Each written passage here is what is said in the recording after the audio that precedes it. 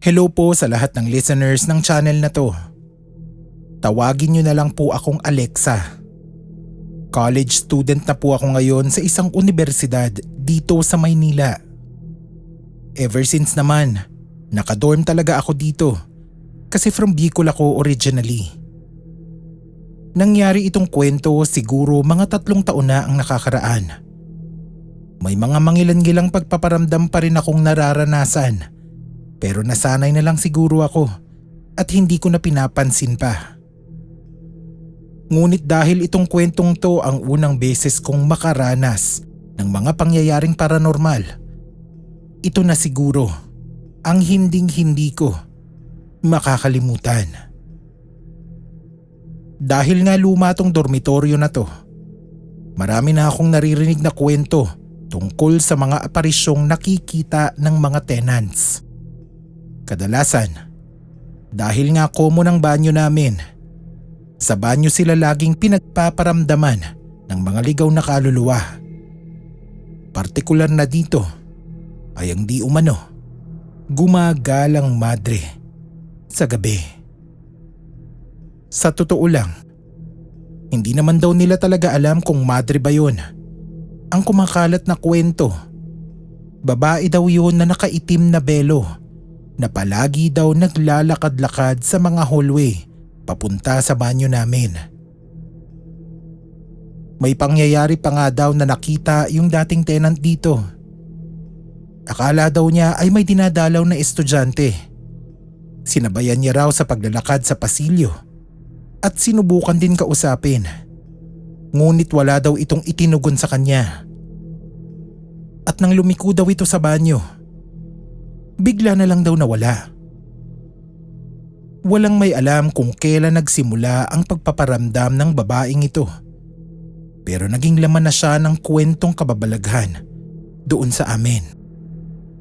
Finals week ko yun at subsob na subsob kaming lahat sa pag-aaral.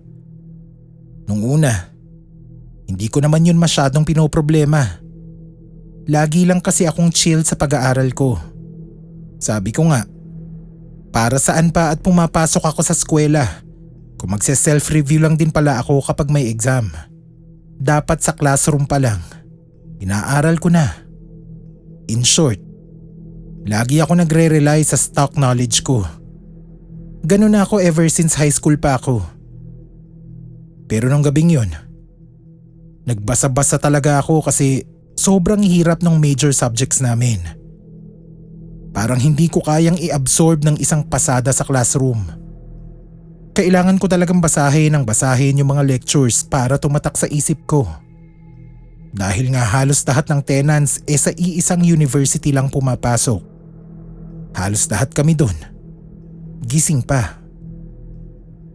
Mga bandang 2:00 ng madaling araw, nagulat ako nang makarinig ng ingay mula sa labas ng kwarto. Tumigil ako sa pag-aaral noon dahil habang pinipilit ko ang sarili kong mag-focus, tila ba lalong lumalakas yung tunog.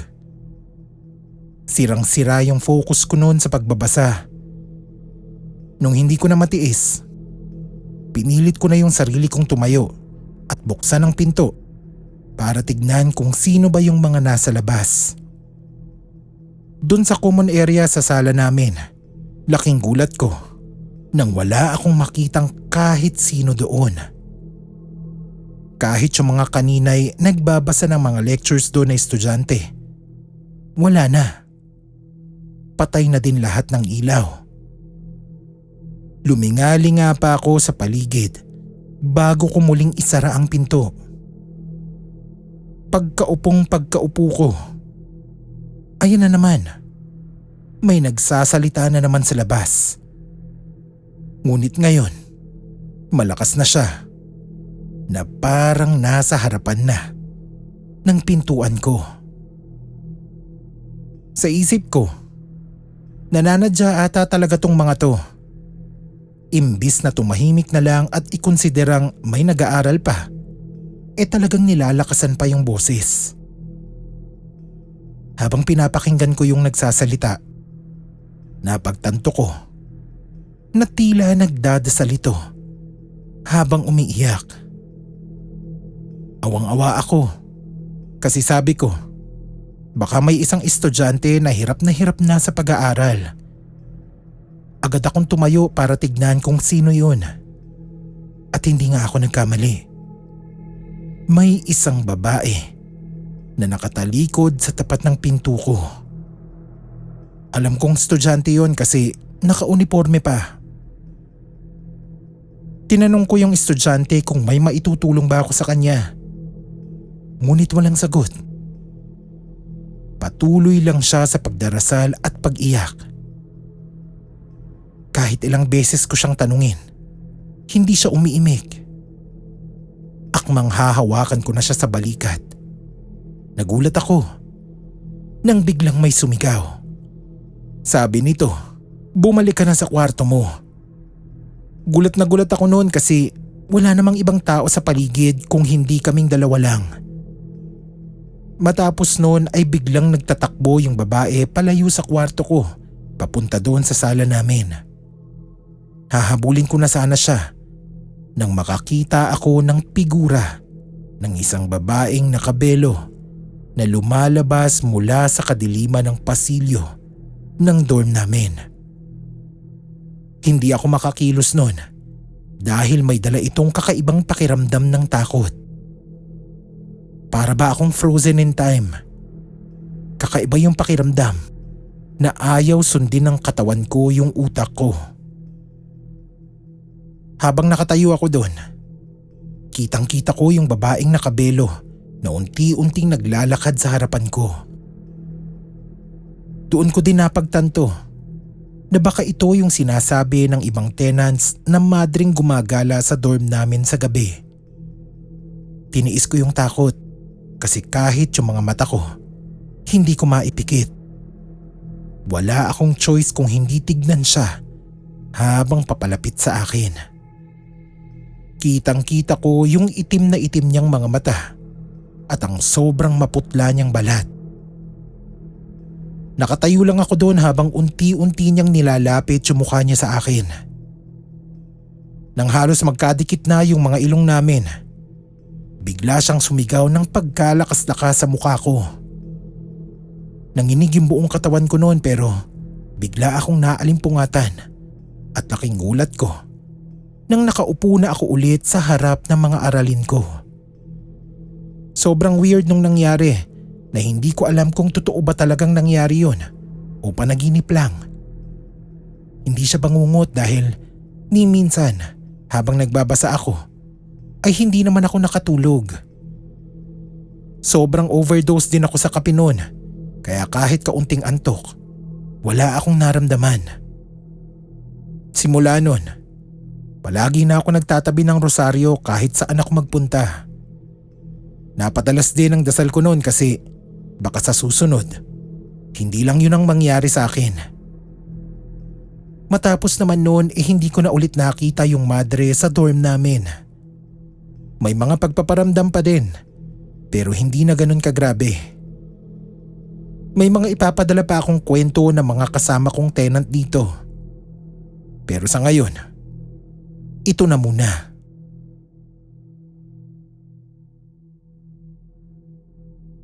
Magandang gabi po sa lahat ng listeners ng Scream PH. Tawagin niyo na lang po akong Janina. Dapat po sa Universities After Dark ko ipapadala itong kwentong ito. Pero naisip ko na kailangan kong banggitin yung pangalan ng dorm ko tsaka ng eskwelahan. Medyo natatakot akong banggitin yon kaya sana po ay normal na stories na lang ito maisama para anonymous na lang lahat. Marami na kaming naranasang kababalaghan dito sa dorm namin. Pero nung araw na yun ko lang talaga nakita yung kaluluwa ng harapan. Kadalasan kasi puro pagpaparamdam lang.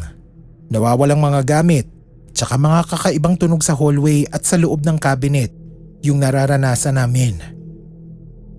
Nung araw na yun, magkakausap kami ng mga ka-roommate ko. Tinanong ko sa kanya kung anong schedule niya nung araw na yun kasi may free concert sa school namin. Inaya ko siyang manood pero sabi niya, hindi daw niya alam kasi may remedial class daw sila kasi kailangan daw maghabol ng lessons para sa finals. Nainis pa nga ako sa kanya noon kasi matagal na naming napag-usapan na sabay kaming pupunta para naman ako makapag-relax kami. Kikitain din namin yung iba naming mga kaibigan. Pero syempre, ano ba namang magagawa ko? Mas importante ang eskwela kesa sa ibang bagay. Sinabi niya sa akin na lalabas daw muna siya para bumili ng pagkain. Ako naman, dahil pahapon na, sinabi ko na iidlip muna ako para may energy ako mamayang gabi para sa pupuntahan ko. Hindi ko na namalayan yung oras pero naalimpungatan ako kasi biglang may umupo sa tabi ng kama ko. Nagalit pa nga ako noon at sinabi sa roommate ko na bakit sa kama ko siya uupo. May kama naman siya. Medyo madilim noon sa loob ng kwarto pero naaaninag ko kung sino yung katabi ko.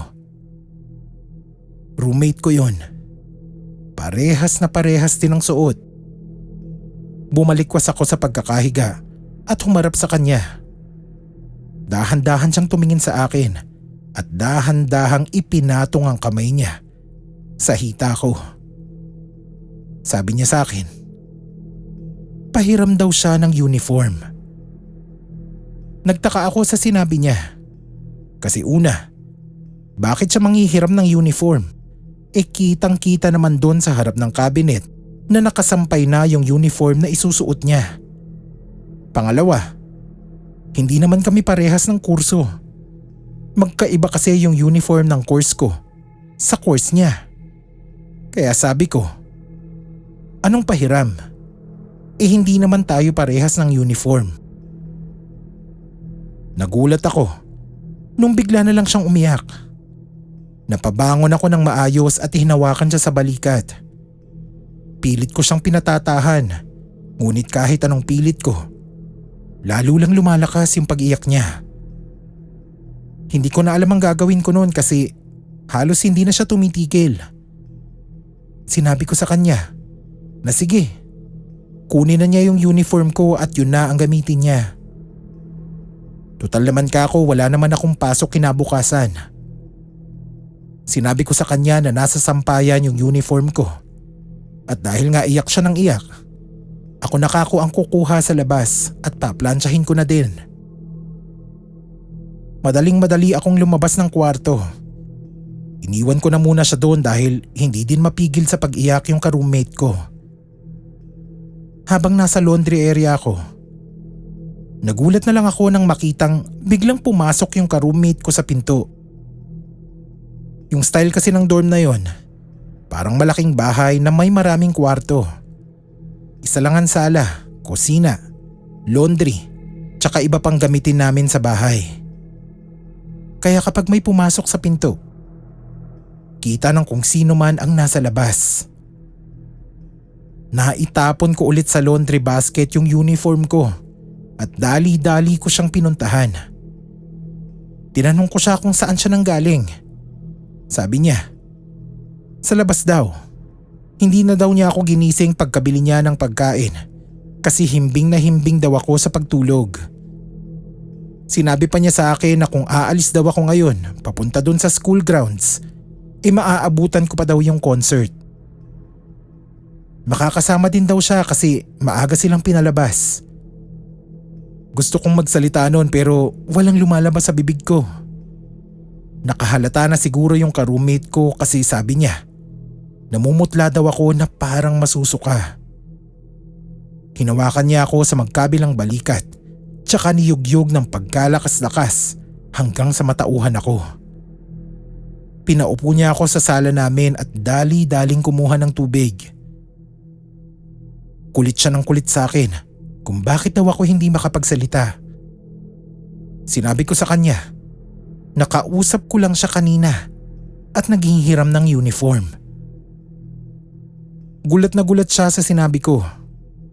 Sabi ko pa, iyak siya ng iyak sa akin kanina sa di mawaring dahilan. Takot na takot ako noon. Niyakap na ako ng ka-roommate ko kasi para akong mababaliw sa naranasan ko na yon. Paulit-ulit niyang sinabi sa akin na wala lang yon at baka nananaginip lang ako. Pinuntahan din niya yung kwarto namin at pagbukas niya, walang tao doon. Kahit ilang ulit niyang sabihing panaginip yun, alam ko sa sarili kong totoo yun. Ramdam ko yung hawak ng nilalang na yun sa binti ko. Nagsimula na ding magdatingan yung iba pa naming mga kasama sa bahay at isa-isa din nila akong tinanong kung bakit putlang-putla ako sa sala namin. Ako naman, kinikwento ko din ng paulit-ulit. Hindi ko naman gusto na magpakalat ng takot sa dorm namin pero sa isip ko, kailangan ko yung ikwento para mawala na yon sa isipin ko at matulad na lang sa mga chismis at kwento-kwento sa dorm at school namin. Pero simula nun, hindi na ulit ako nagpaiwan mag-isa sa loob ng kwarto o dorm namin. Mabuti na nga lang din at marami akong kaibigan dun sa dorm. Kaya kapag wala yung ka-roommate ko, sa ibang kwarto ako nakikitulog. Magandang araw po sa inyong lahat. Tawagin niyo na lang po akong Arnel. Ikikwento ko lang ang naging karanasan ko noon sa dati kong tinutuluyang dormitoryo. Sa una kong naging trabaho yun sa ibang bansa, sa isang factory sa Taiwan. Swerte nga ako at nakapasok ako agad doon nang hindi masyadong nahihirapan, lalo na sa mga requirements.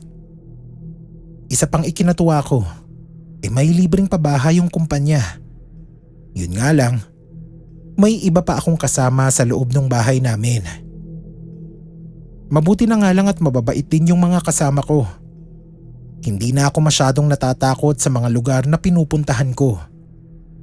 Sa dami ba naman ang naranasan kong hirap sa Pilipinas, hindi na ako tinatabla ng mga kababalaghan, lalo na sa multo. Pero yung mga kasama ko, akala mo mga asong bahagang buntot, lalo na kapag gabi. Ayon sa kanila, lagi daw silang may nakikitang bata na patakbo-takbo sa mga pasilyo ng tinutuluyan namin. Condo style kasi yung tinitirhan namin, pero hindi naman high-rise. Medyo luma na din.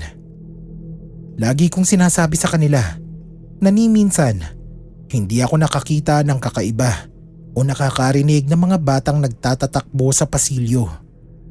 Hindi ko lang sinabi sa kanila na maging ako din madalas nakakaranas ng parang laging may nakasunod sa likod ko kapag naglalakad ako sa mga pasilyo, lalo na sa gabi. Tandang-tanda ako, magpapasko noon. Umuwi karamihan ng mga kasama ko sa trabaho. Yung iba sa mga probinsya kasi may mga katrabaho akong Taiwanese at yung mga Pinoy naman nagsisiuwian ng Pilipinas. Hindi ko pa schedule ng uwi noon kasi kakauwi ko lang nung nakaraang taon. Kaya wala akong choice. Maiiwan akong mag-isa sa dorm namin. Kahit mag-isa ako sa gabi, hindi ko iniinda yung takot. Lagi ko lang pinaniniwala ang sarili ko. Naguni-guni ko lang yung mga nararamdaman ko. Kalaki kong lalaki, tapos maduduwag pa ako. Yan ang paulit-ulit kong sinasabi sa sarili ko. Pero isang gabi, sa di mahawaring dahilan, init na init ako doon sa kwarto namin. Take note na winter time ito at sobrang lamig na. Kaya takang-taka ako kung bakit ganoon na lang kainit sa loob. Inisip kong buksan ang bintana ngunit pagpasok ng malamig na hangin mula sa labas ay agad nangatog ang katawan ko. Sinarado ko na lang ulit. Tiniis ko na lang yung init sa loob at humiga na lang sa kama. Ayoko din kasing mag-cellphone o makinig ng musika. Gusto ko lang ng tahimik para makapagpahinga. Siguro mga 30 minutos ang lumipas. Naisipan kong magbuhos na lang para mapreskuhan yung katawan ko. Kinuha ko yung tuwalya at yung mga gagamitin ko sa panligo. Pero laking gulat ko nang pagbukas ko ng pinto. Sumambulat sa akin ang napakalamig na hangin mula sa labas ng kwarto. Ramdam na ramdam mo ang diferensya ng temperatura sa loob ng kwarto at sa labas. Pero muli, sinabi ko sa sarili ko na walang nakakatakot, walang multo. Siguro ay nakabukas ang heater sa loob ng kwarto kaya mainit. Kahit ginaw na ginaw ang katawan ko paglabas ng kwarto, dali-dali kong pinuntahan ang thermostat sa loob ng bahay. Nagulat ako kasi nakapatay naman pala. Napatigil ako pansamantala sa kinatatayuan ko at nagsimulang ilibot ang mata sa madilim na paligid. Ayoko mang aminin nagsimula na akong gapangin ng takot. Sa totoo lang, hindi pa nga grabe yung nangyayari sa akin noon, pero nanginginig na ang mga tuhod ko sa ideyang hindi ako mag-isa sa loob ng dormitoryo namin. Dahan-dahan akong naglakad pabalik sa kwarto namin nang bigla akong makarinig ng mga maliliit na yabag ng paa na nagtatakbuhan sa loob ng kwarto. Hindi lang yun isa. Pakiwari ko, mga 3 o 4 na pares yun ng paa na naghahabulan sa loob ng kwarto. Agad kong ipinatong ang tuwalya sa ulo ko. Sa isip ko, pag may makita akong multo o anuman, itatakip ko na lang yun sa mata ko at bahala na.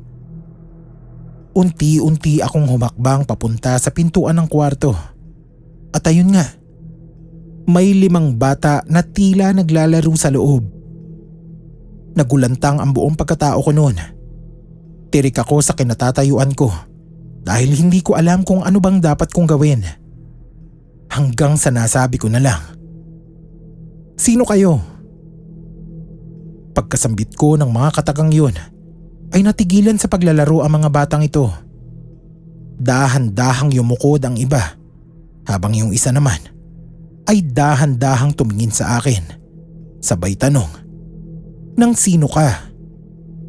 Hindi ko pa naintindihan yung sinabi ng bata kasi hindi naman Pinoy yung accent niya.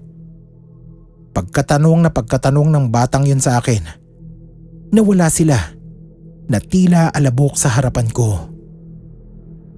Nanginginig pa din ako sa takot kahit wala na ang mga aparisyon.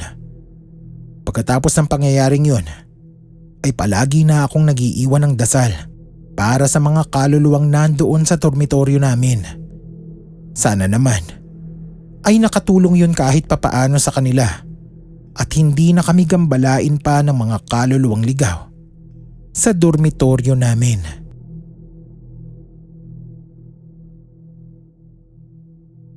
Magandang araw po sa lahat ng tagapakinig. Tawagin niyo na lang po akong Jonard. 28 years old na po ako at kasalukuyang nakatira sa Caloocan. Yung kwentong ibabahagi ko po sa inyo ay karanasan ng kasalukuyan kong housemate na si Jason. Bago lang siya dito sa amin. Sabi niya, kaya daw siya lumipat ng matitirhan dahil sobrang takot na takot daw siya sa landlady nung dati niyang bahay. Hindi niya alam kung aswang daw ba yun o kung anong nilalang. Pero nung nagkaroon na daw siya ng sapat na pera para makalipat, hindi na siya nagdalawang isip at inimpake na lahat ng gamit niya para umalis doon. Noong una daw, hindi naman niya napapansin yung mga kakaibang ginagawa ng landlady nila.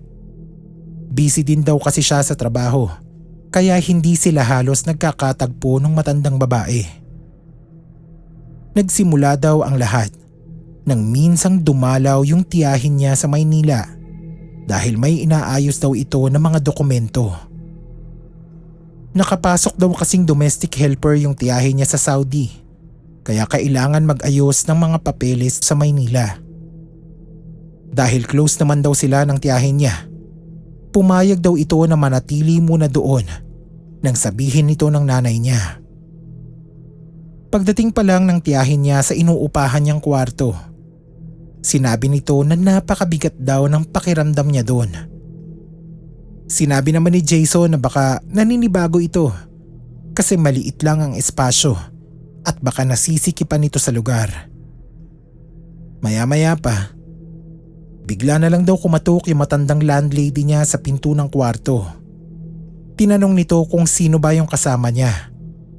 Sinabi naman niya na tiyahin niya yon, natitira muna kasama niya ng ilang araw. Mabait naman daw yung landlady na yon pero nung nandoon yung tiyahin niya, parang wala daw lagi sa mood.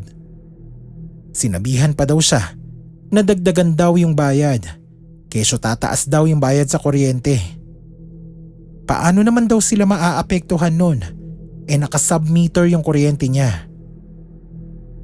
Habang nagsasalita yung matanda, tinitignan din niya yung tiyahin niya kasi nahihiya siya rito dahil kung ano-ano na yung sinasabi ng matanda. Yung tiyahin niya, ang sama din daw ng tingin sa matanda habang nakatago ang kamay sa mga bulsa nung suot na pantalon. Nang matapos yung usapan, nagpaumanhin siya sa tiyahin niya.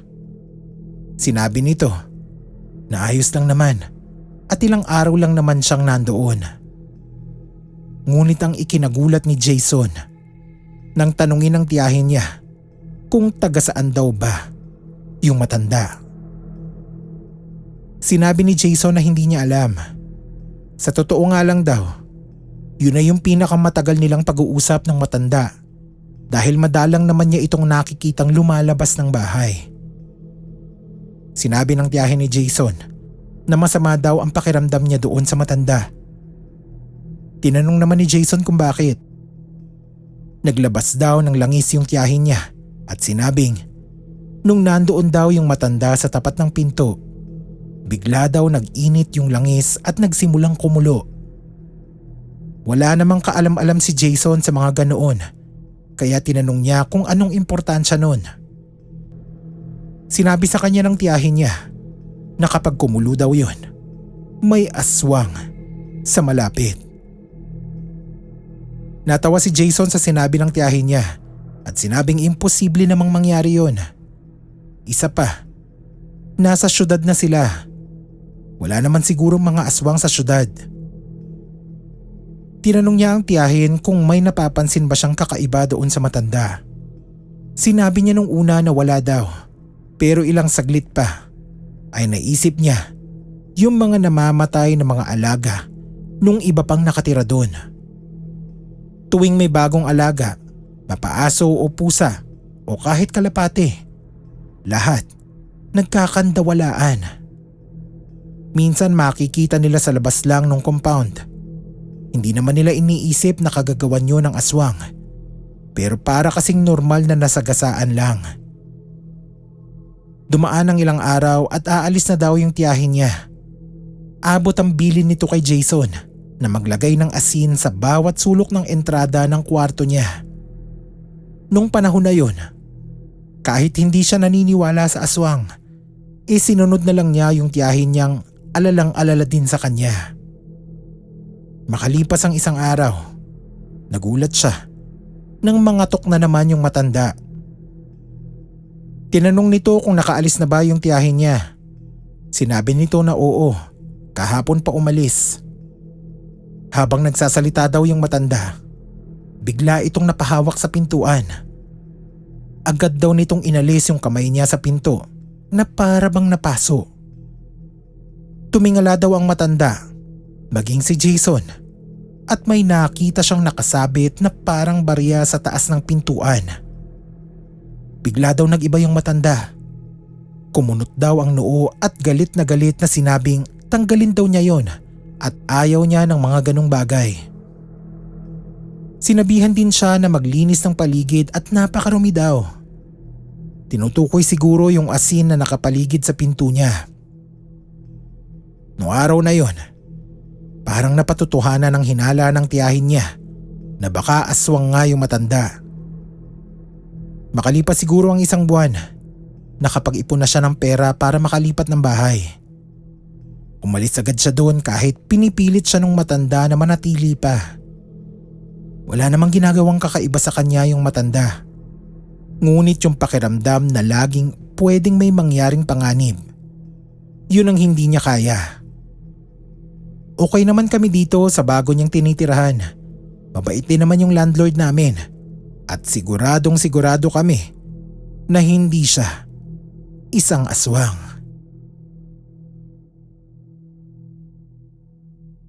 Hello po sa mga listeners. Ako po si Aaron, 20 years old lang po. Maiksi lang po itong kwento ko at siguro hindi masyadong nakakatakot. Share ko lang yung naging experience namin nung gumagawa kami ng thesis sa dorm nung classmate ko. Hindi ko sure kung guni-guni lang ba ito. Pero 5 kasi kaming sabay-sabay na naka-experience. Kaya para sa amin, totoong totoo ang mga nangyari. Mag-aalas 3 na siguro ng madaling araw nung mangyari to. Antok na talaga kami noon at halos wala na kaming lahat sa wisyo. Nung makita nung isa naming kasama na halos babagsak na kami sa antok, nag-offer siya sa amin na magtitimpla daw siya ng kape. Sinabi din nung nakatira dun sa dorm na meron din daw mga cup noodles na pwede din naming kainin kung nagugutom kami. E di lahat naman nag-agree para magising-gising naman yung mga diwa namin. Katulad ng ibang dorm na napuntahan na namin dati, common yung kusina doon kaya tahimik kaming kumikilos kasi may mga natutulog na sa ibang kwarto. Habang nagpe-prepare yung isang kasama namin, bigla kaming nakaamoy ng tila nasusunog na kable ng kuryente. Nagtitinginan kaming mga naiwan sa sala at isa lang ang naiisip namin. Baka may nasusunog sa kusina. Sabay-sabay kaming nagtakbuhan noon para tignan yung kasama namin pero sa gulat namin, nandoon lang siya at naglalagay ng instant coffee sa mga tasa. Tinanong namin kung nakasaksak na ba yung initan ng tubig. Sabi niya, hindi pa. Tinanong pa nito kung naaamoy daw ba namin yung malakas na amoy ng nasusunog na plastic. Sabi namin oo, kaya nga agad kaming napapunta sa kusina dahil akala namin may nasusunog na doon. Bahagya kaming kumalma at tinulungan na lang namin siyang mag-ayos sa kusina para mas mabilis. Ako naman, sinabi ko na isasaksak ko na yung initan ng tubig para mailagay na din sa kape tsaka cup noodles. Pagsaksak ko nung initan ng tubig, nagulat kami nang biglang mamatay yung ilaw. Akala namin pumutok yung fuse pero naririnig namin na umaandar pa yung electric fan sa sala at bukas din yung ilaw sa ibang parte ng bahay. Tanging dun lang sa kusina madilim. Nagsimula na kami nung baluti ng takot kasi sobrang weird talaga nang nangyari. Dali-dali naming kinuha yung mga tasa tsaka yung cup noodles pati na din yung initan ng tubig at dinala na lang sa sala kung saan kami gumagawa ng thesis. Nung umaga na, nagsigising na yung ibang nakatira dun sa dorm. Binati nila kami kasi haggard na haggard yung itsura namin. Sinabi nung kaklase ko yung tungkol sa nangyari nung madaling araw at tatawa-tawa siyang sinagot nung matagal nang nakatira doon na napaglaruan daw kami nung kaluluwa nung babaeng na kuryente dun sa kusina. Ayon sa mga ito, noon daw may dating tenant na nag-agaw buhay sa ospital at eventually namatay. Nakuryente daw yon sa may kusina ng dorm nila. Hindi nila alam kung anong eksaktong nangyari pero yun na daw yung kumalat na kwento sa mga tenant doon. Hindi naman daw mapanakit pero mapaglaro. Siguro nung gabing yun, bored siya at kami yung napagdiskitahan. Buti na nga lang at walang nasaktan sa amin. Paano kung nakuryente yung isa naming kasama? E di mapupurnada pa yung kailangan naming tapusin. Isa pa, buti nga at last meeting na namin yun para sa thesis kasi nag-final defense na din kami pagkatapos.